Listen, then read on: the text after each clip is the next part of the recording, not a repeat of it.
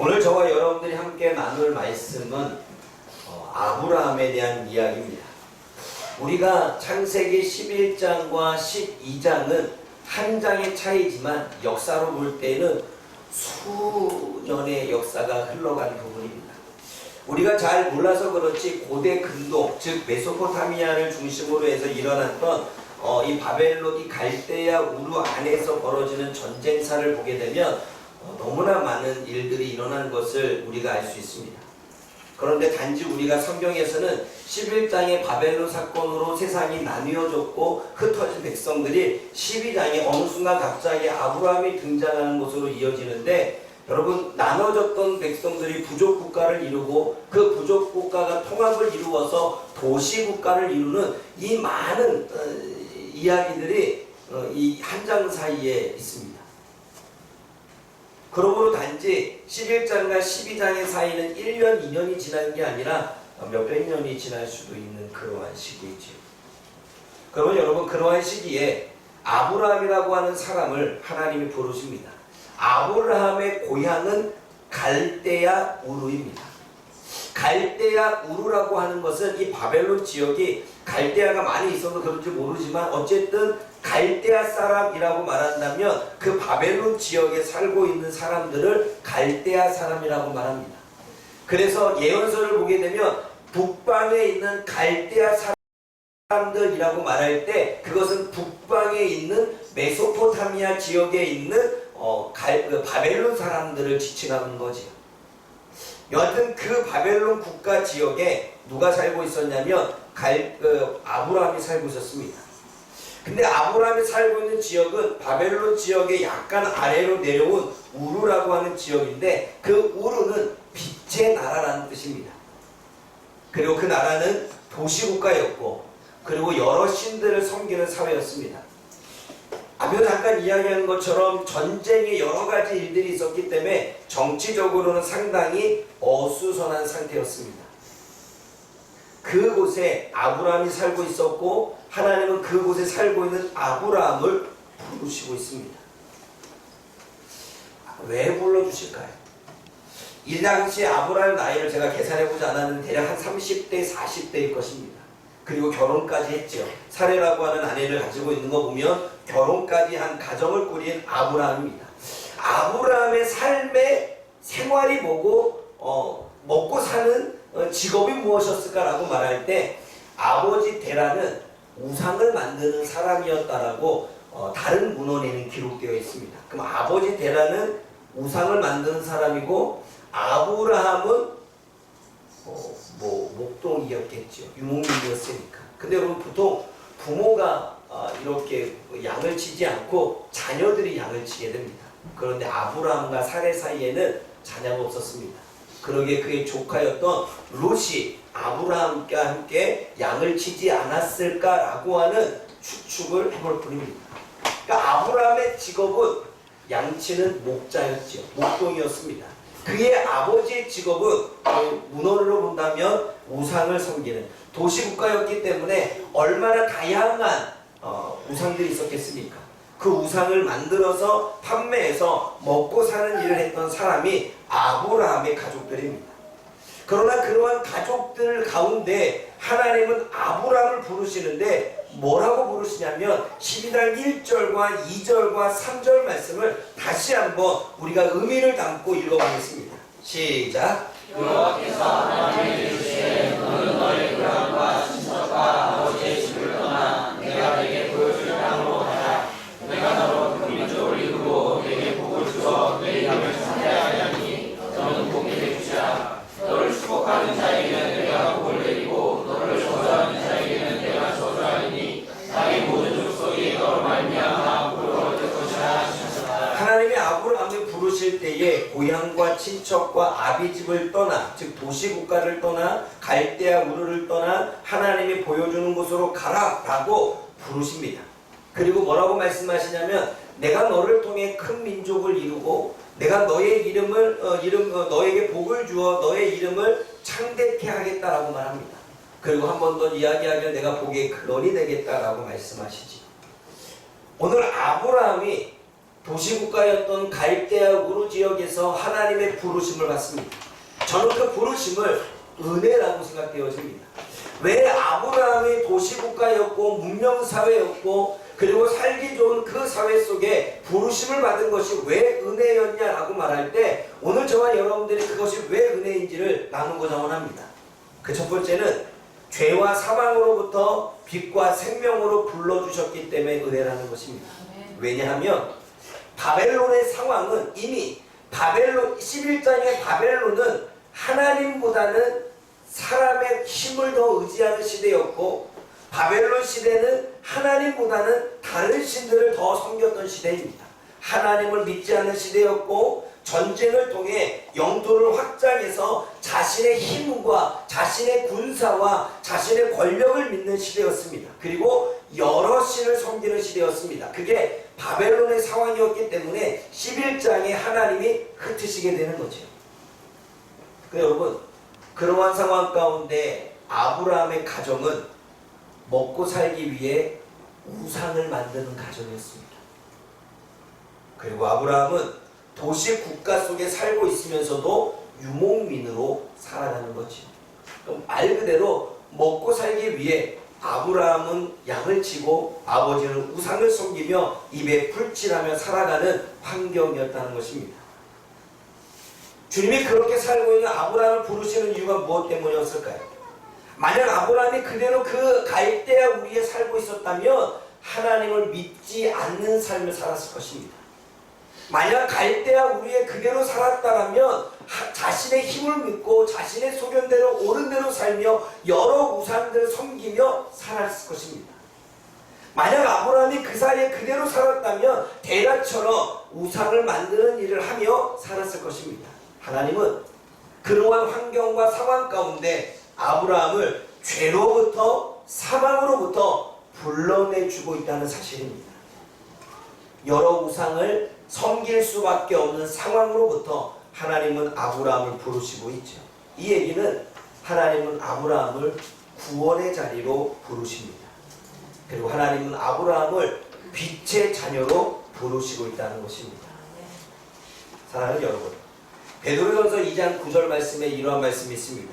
너희를 어두운 데에서 불러내어 빛으로 들어가게 하셨다라고 말할 때 어두운 데에서 불러내어 빛으로 들어가게 하셨다는 것은 다양한 의미가 있습니다.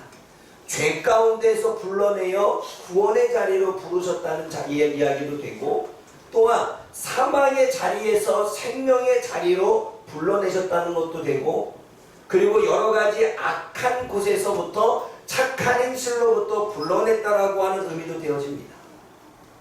아브라함이 있었던 자리는 하나님을 믿을 수 없는 자리, 하나님을 알 수 없는 자리, 계속 있으면 죄를 지을 수밖에 없는 자리, 거기서는 악한 세계 속에서 자신이 동화되어 그 문화를 답습해 갈 수밖에 없는 상황이었지만 하나님은 그를 불러내어 어두운 데서 빛으로 들어가게 하셨다는 것입니다. 여러분, 노아를 죄악이 관영한 사회로부터 불러내어 홍수로부터 구원하신 분이 하나님이십니다.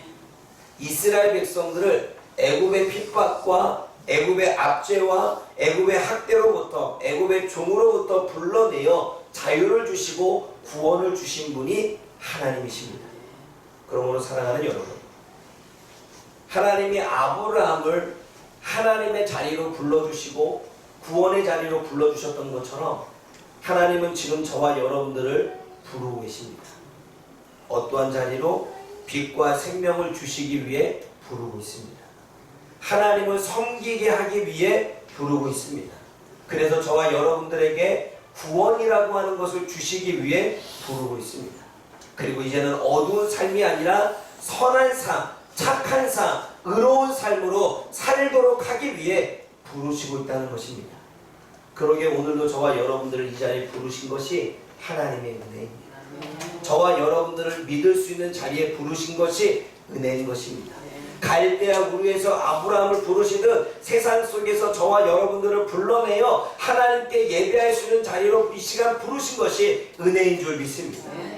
두 번째로 은혜는 일상생활로부터 하나님의 나라의 비전으로 부르셨습니다. 여러분 보세요.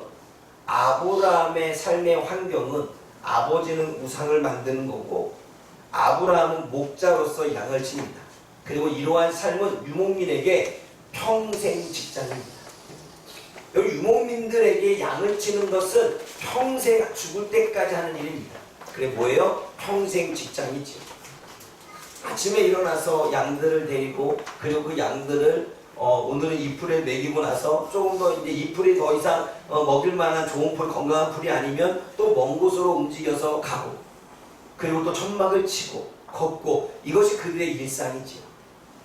그들의 일상생활입니다.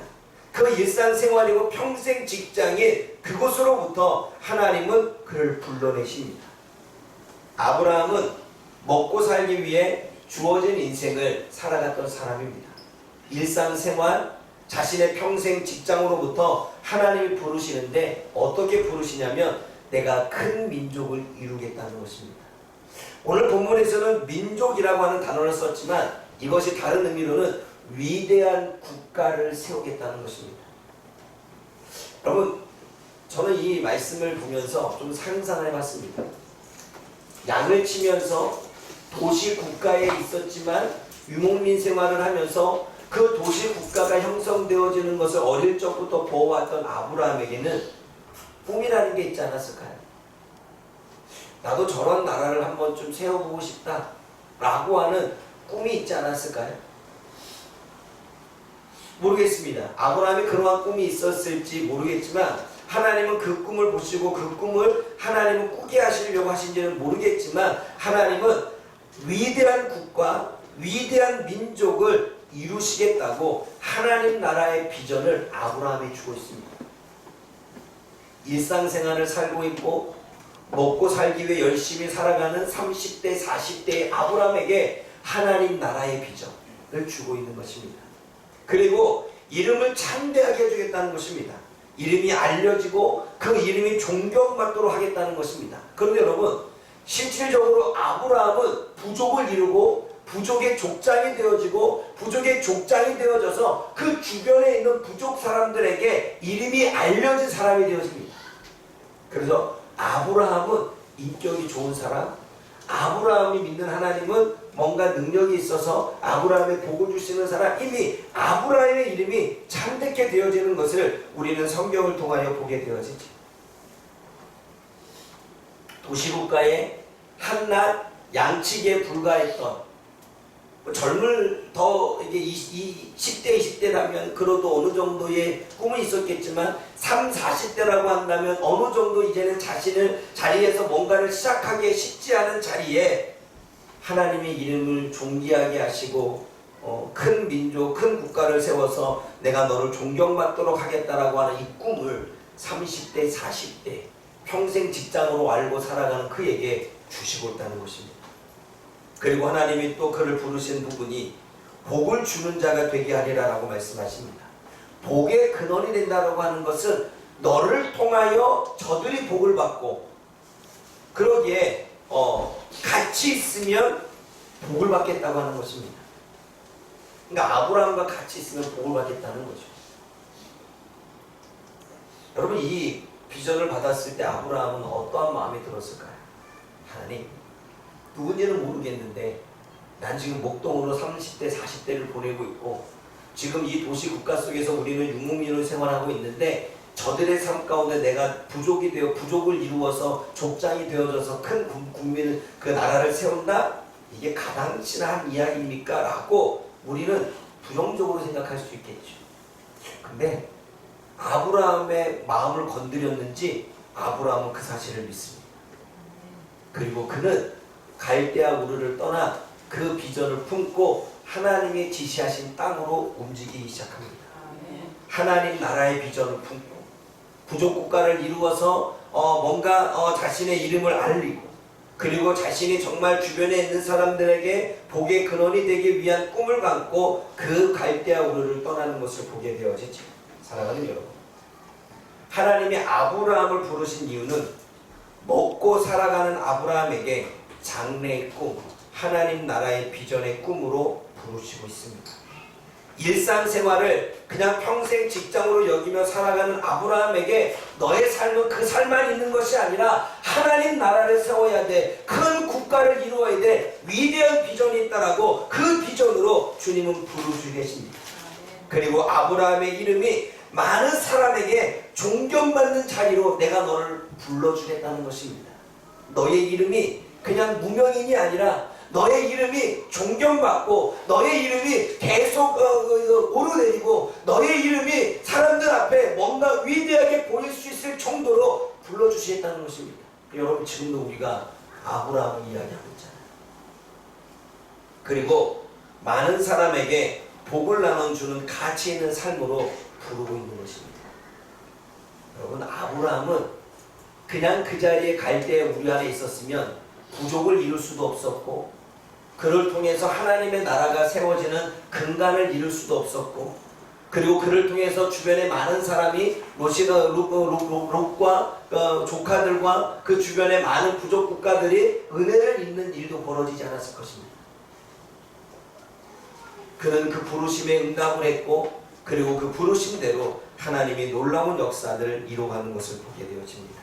사랑하는 여러분, 하나님이 지금 저와 여러분들을 부르고 계십니다. 일상생활을 살아가는 저와 여러분들을 그냥 먹고 사는 일에 바빠 살아가는 저와 여러분들을 하나님 나라를 세우는 가치 있는 일로 부르시고 계십니다. 그냥 반복적인 삶 가운데 무료한 생활 가운데 아침에 일어나서 출근하고 다시 돌아와서 피곤하고 자고 아침에 일어나서 다시 출근하고 아침에 일어나서 학교를 가고 다시 열심히 공부했다가 다시 돌아와서 지쳐 쓰러지는 이러한 일상 가운데 가치 있는 인생으로 더 나은 인생으로 행복한 인생으로 부르시고 계십니다. 많은 사람에게 우리의 이름이 존경받을 수 있는 자리로 부르고 있다는 것입니다. 사랑하는 여러분, 하나님은 사춘기였는지 모르겠지만 여하튼 10대 20대를 보내고 있는 요셉에게 많은 백성을 살릴 수 있는 비전으로 부르셨습니다. 하나님은 양치기 목동으로 있었던 다윗을 하나님 나라의 왕으로 세우실 것에 대한 비전을 주시고 부르셨습니다. 그리고 하나님은 뽕나무를 치고 있는 뽕나무를 재배하고 있는 그러한 아모스 선지자를 불러서 백성을 바르게 인도할 선지자로 부르셨습니다. 하나님은 일상생활에 먹고 살기 위해 고기 잡는 어부로 살았던 베드로를 하나님은 사람 낳는 어부로 그 비전을 주시며 부르셨습니다. 이 모두가 일상생활 가운데 먹고 사는 일에 살아가는 그 사람들을 더 가치 있고 더 나은 삶으로 더 행복한 삶으로 하나님의 나라의 비전을 주시며 부르고 있었다는 사실입니다. 사랑하는 여러분, 오늘 저와 여러분들이 아브라함이 그냥 평생 직장을 가지고 그렇게 살아갈 수 없는 그 자리에 불러서 하나님의 놀라운 비전을 이루어갔던 것처럼 오늘도 저와 여러분 있는 그 일상 속에서 하나님이 부르시고 있는 그 부르심의 메시지를 듣고 하나님 나라의 비전을 품고 하나님 일상 속에서 하나님이 역사하시는 그 일들을 깨달으며 오늘도 그 부르심에 나아가는 저와 여러분들 되어지기를 원합니다. 그러기에 부르심이 은혜입니다. 그러면 마지막으로 부르심이 은혜인 건 무엇입니까? 믿음의 조상으로 부르셨습니다. 믿음의 시작으로 부르신 거죠. 여러분 아브라함의 환경을 또 이야기하는 것은 무엇이냐면 아브라함이 믿음의 조상이 될 수 있는 환경은 아닙니다. 그는 우상 가운데 있었고 아버지가 우상을 만드는 사람이었고 그의 가정은 우상을 만들었다면 어쩌면 우상을 섬기는 가정일 수도 있었습니다. 여러 신을 섬길 수도 있었겠죠. 그런데 그 우상을 섬기는 가정에 최초로 하나님을 믿는 사람으로 아브라함을 부르셨습니다. 뿐만 아니라 아브라함을 세우시고 그 아브라함의 부족을 이루시고 그 부족의 족장이 되어져서 그 부족의 모든 부족원들이 하나님을 믿을 수 있는 민족의 시작으로 아브라함을 세우셨습니다. 가짜를 믿는 세상이 이제는 참신을 전하는 믿음의 사람으로, 믿음의 시작으로 아브라함을 부르신 것입니다.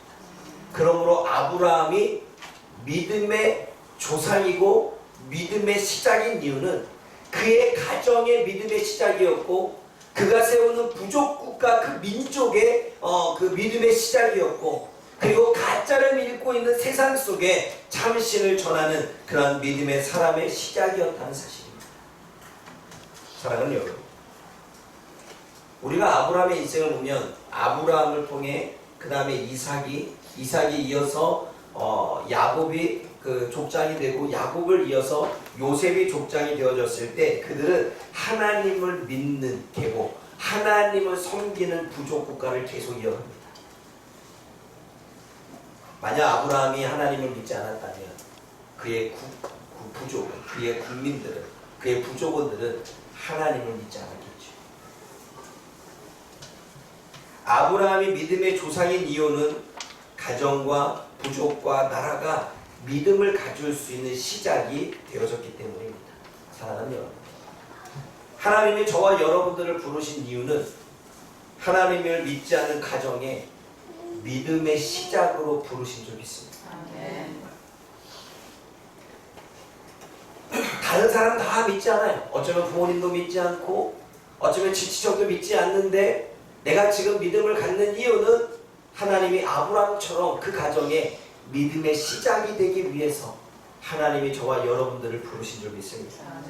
뿐만 아니라 저와 여러분들이 믿지 않는 직장에, 또는 믿지 않는 모임에, 또는 믿지 않는 친구들 가운데 저와 여러분들이 그 자리에 속해 있는 것은 어쩌면 그 가운데에서 저와 여러분들의 믿음의 시작으로 그 직장과 그 동료와 그 친구들에게 그 믿음의 시작이 되어져서 복음을 전할 수 있는 그 자리로 불러주신 줄 믿습니다.